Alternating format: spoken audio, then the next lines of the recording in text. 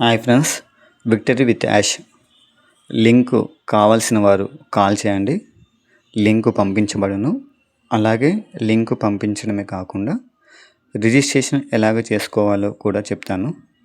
డిస్క్రిప్షన్లో నా phone number ఉంది. ఇంట్రెస్ట్ ఉన్నవారు కాల్ చేయండి. అలాగే వాట్సాప్ లింక్ ఇచ్చాను. వాట్సాప్లో హాయ్ అని పెట్టండి.